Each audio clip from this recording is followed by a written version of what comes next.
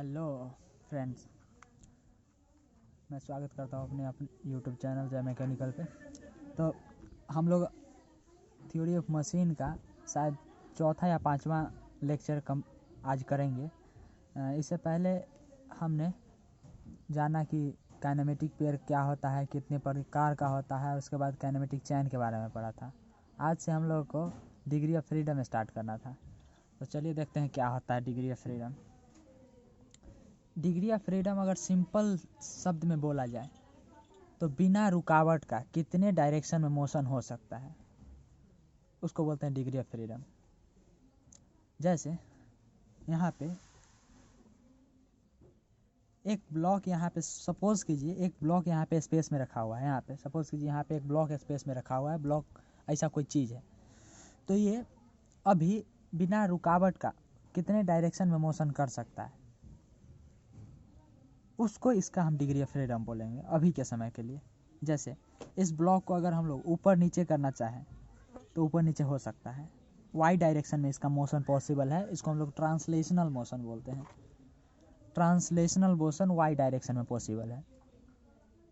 अगर मैं इसको जेड डायरेक्शन में आगे पीछे करना चाहूँ तो कर सकता हूँ, और अगर एक्स डायरेक्शन में दाएं बाएं करना चाहूँ तो कर सकता हूँ। मतलब यहाँ से सामने आता है 3 डिग्री ऑफ फ्रीडम निकल के। एक ट्रांसलेशनल मोशन जेड एक्सिस में, एक translational motion Y axis X axis में, और एक एक्स एक्सिस में।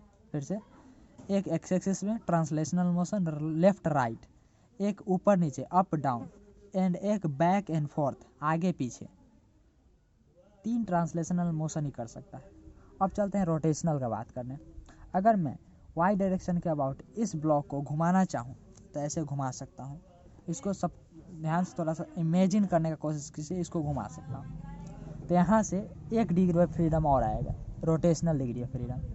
फिर अगर मैं जेड एक्सिस के अबाउट इसको ऐसे घुमाना चाहूँ, जेड एक्सिस के अबाउट इसको ऐसे घुमाना चाहूँ, ऐसे भी घुमा सकता हूँ। एंड इसको एक्स एक्सिस के अबाउट ऐसे घुमाना चाहूँ तो इसको यहाँ से भी ऐसे घुमा सकता हूँ। तो यहाँ से हमारे पास 3 रोटेशनल मोशन भी आता है।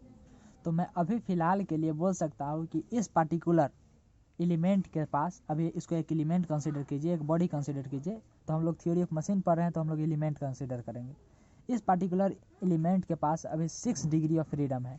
मतलब ये बिना रुकावट के टोटल 6 डायरेक्शन में मोशन कर सकता है। अभी मैं negative x axis, positive x axis and clockwise anti clockwise लेके नहीं चल रहा हूँ। रोटेशन को सिर्फ रोटेशन मान रहा हूँ और ट्रांसलेशन को सिर्फ ट्रांसलेशन। तो वहाँ से हमारे पास 6 डिग्री ऑफ फ्रीडम निकल के सामने आता है। लेकिन जब हम लोग degree of freedom manufacturing process में पढ़ते हैं, वहाँ पे जिग्स एंड फिक्सचर में एक होता है, मैन्युफैक्चरिंग प्रोसेस में जिग्स एंड फिक्सचर, वहाँ पे हम लोग देखते हैं डिग्री ऑफ फ्रीडम 12 होता है।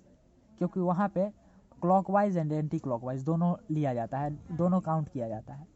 लेकिन वहाँ से नहीं, हम लोग अभी थ्योरी ऑफ मशीन पढ़ रहे हैं तो हम लोग इसी के प्रोस्पेक्टिव में बात करेंगे कि अगर हम लोग को बताए, कोई पूछे कि डिग्री ऑफ फ्रीडम क्या होता है, अगर कोई ब्लॉक फ्री स्पेस में रखा हुआ है, 3D स्पेस में रखा हुआ है, तो 6 होता है, 3 ट्रांसलेशनल एंड 3 रोटेशनल। इसके बारे में कुछ इम्पोर्टेंट पॉइंट, जैसे डिग्री ऑफ फ्रीडम जो होता है थर्मोडाइनमिक्स में भी डिफाइंड होता है कि हमारे पास कोई एक गैस है और उस गैस को हम किसी एक पार्टिकुलर पॉइंट पे लोकेट करना चाहते हैं, तो उसके लिए इंडिपेंडेंट कुछ वेरिएबल का ज़रूरत पड़ता है, जैसे pressure volume, temperature volume, pressure entropy वगैरह वगैरह। तो उसको हम लोग बोलते हैं डिग्री ऑफ फ्रीडम। उसको हम लोग डिग्री ऑफ फ्रीडम कैलकुलेट करते हैं वहाँ पे।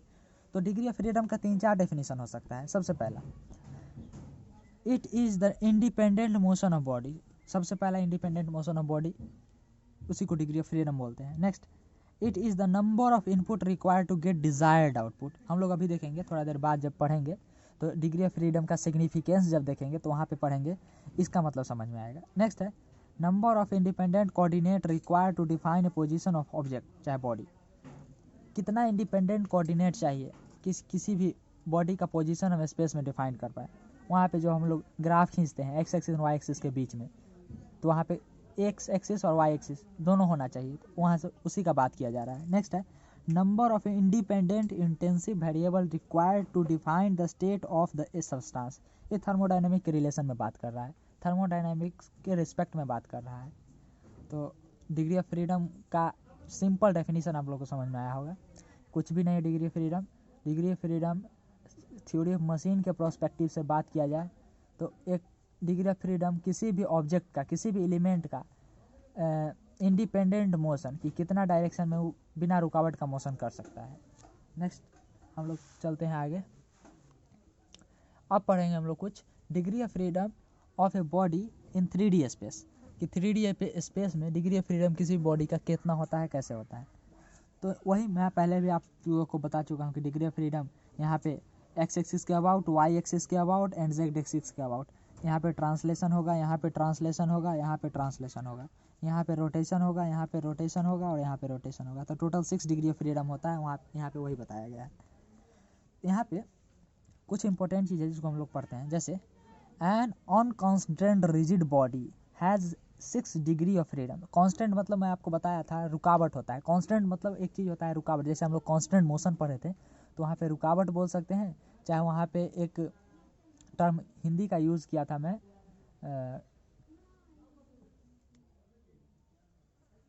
एक शब्द हिंदी का यूज़ किया था कांस्टेंट। कांस्टेंट मतलब बाध्य, बाध्य होता था। कांस्टेंट का मतलब होता था बाध्य, कि एक डायरेक्शन में ही मोशन करने के लिए वो क्या ऐसे बोल सकते हैं मजबूर है।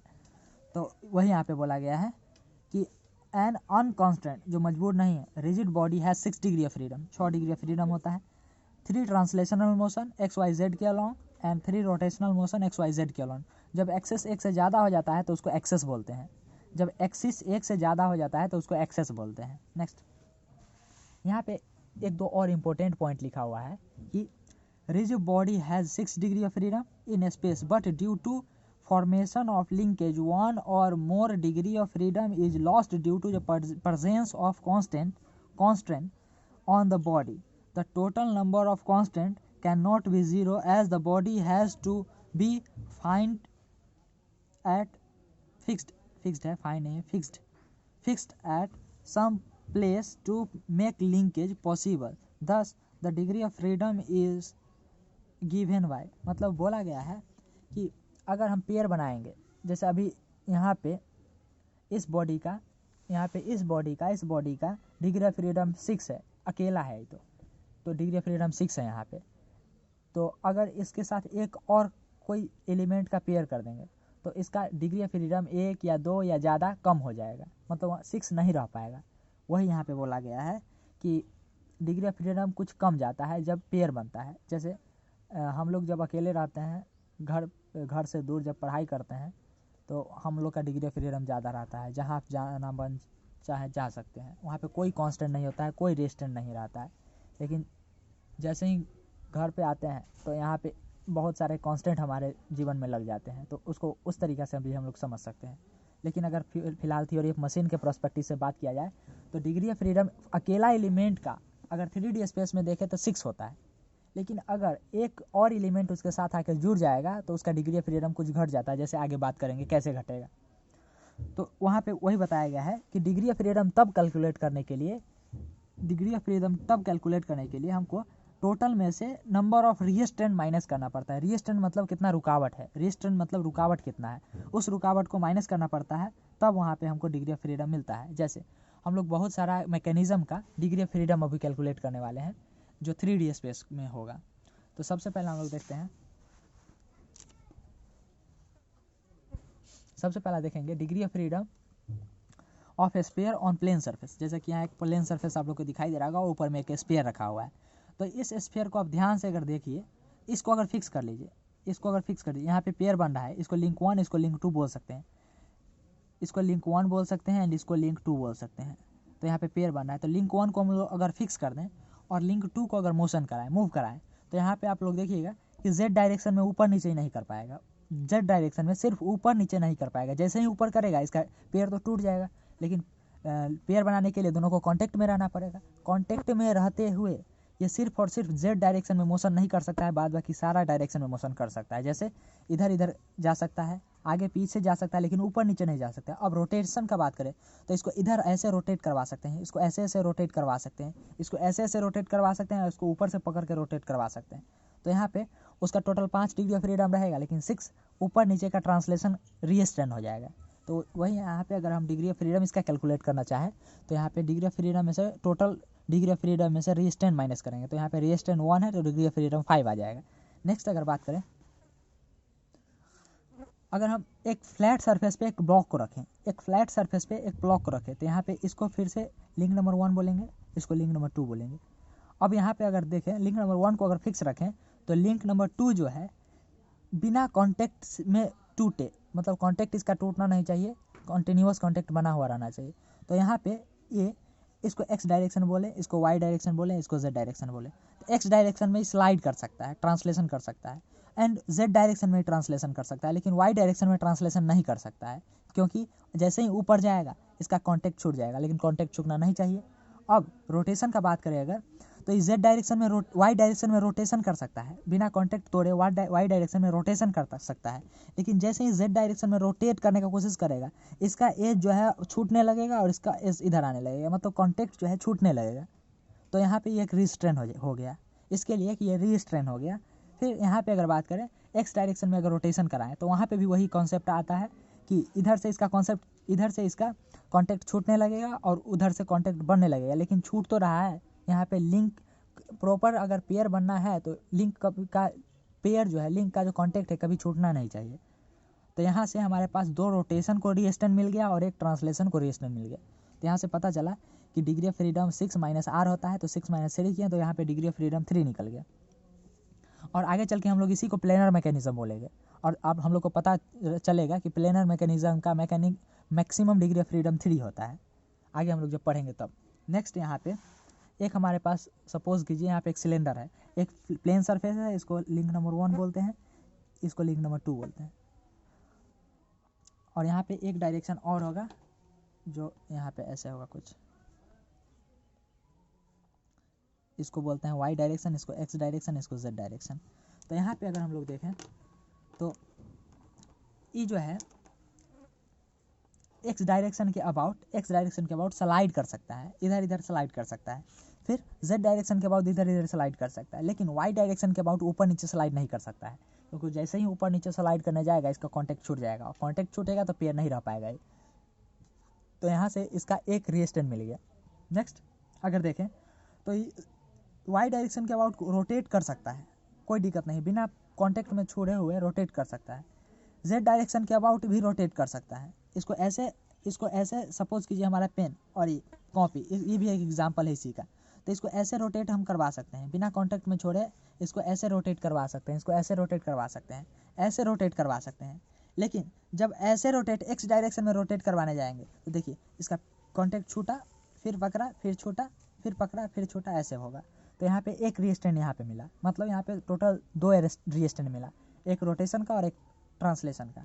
तो यहाँ पे अगर हम डिग्री ऑफ फ्रीडम कैलकुलेट करना चाहें तो 6 माइनस 2 यहाँ के 4 आ जाएगा, यहाँ पे डिग्री ऑफ फ्रीडम 4 आ जाएगा। तो आज हम लोग देखें डिग्री ऑफ फ्रीडम क्या होता है, और डिग्री ऑफ फ्रीडम बहुत सारा मैकेनिज्म का डिग्री ऑफ फ्रीडम देखें। नेक्स्ट हम लोग देखेंगे आगे अगले लेक्चर में degree of freedom in 2D mechanism. अब 2D प्लेन को इसको प्लेनर मैकेनिज्म भी बोलते हैं। अभी मैं थोड़ा देर पहले बताया हूँ कि प्लेनर मैकेनिज्म का डिग्री ऑफ फ्रीडम 3 होता है, मैक्सिमम डिग्री ऑफ फ्रीडम। तो यहाँ से हम लोग अगले लेक्चर में कंटिन्यू करेंगे। धन्यवाद।